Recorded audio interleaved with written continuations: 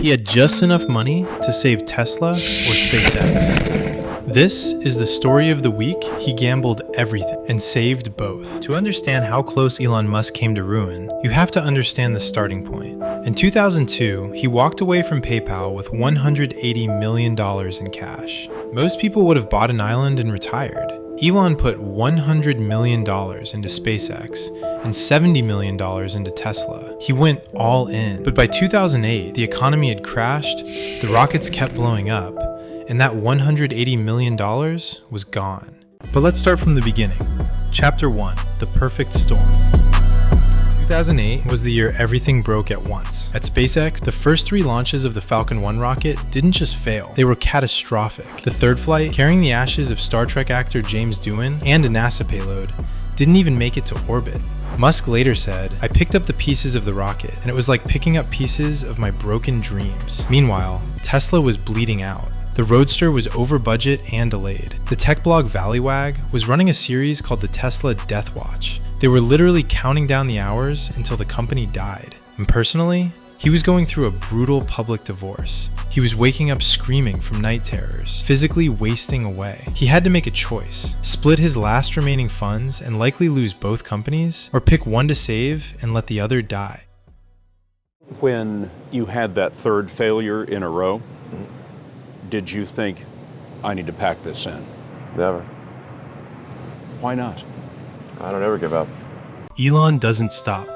Which brings us to our next chapter, the gamble.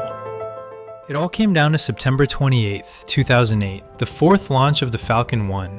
SpaceX had no more parts in the warehouse, no more money in the bank. If this rocket exploded, SpaceX was dead. And if SpaceX died, Musk couldn't fund Tesla. It was a literal do-or-die moment. The faces of the engineers are terrified. Silence. No music. The countdown began. 5, 4, The engines ignited. 2, 1, 0. We're in stage We have 1. liftoff indication. We have liftoff. The first stage separated perfectly. The second stage ignited. For the first time in history, a privately developed liquid fuel rocket reached orbit. They had done the impossible. But the war wasn't over, because Tesla was hours away from being bankrupt.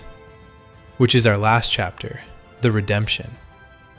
Even with the rocket success, cash was tight. Tesla needed a miracle. And there's this board meeting late in 2008 where they're discussing what's going to happen, and Elon just says, well, I'm going to raise a $40 million round to keep the company going.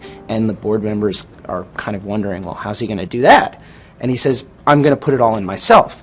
And that incredible braggadocio confidence catalyzed a change in people's opinion. And we and everyone else around the table was like, oh my gosh, we want to be part of this. We want to get as much of this investment as we can. He saved the company in its darkest hour with an act of heroism that is hard to describe. There's nothing quite like spending your last remaining dollar on a project you believe in. It was thankfully a good week, but definitely took its toll from a mental strain standpoint. I think I've mentally just burned out a few circuits. He went from sleeping on the floor of a factory, humiliated and broke, to saving $2 billion industries in the span of 1 week. Elon Musk's story isn't about intelligence, it's about pain tolerance. It's about the willingness to suffer for a vision that no one else can see. The lesson from 2008 is simple. When you are going through hell, keep going. If you enjoyed this deep dive into the darkest days of Elon Musk, hit that like button. Which entrepreneur's struggle should we cover next? Let us know in the comments below.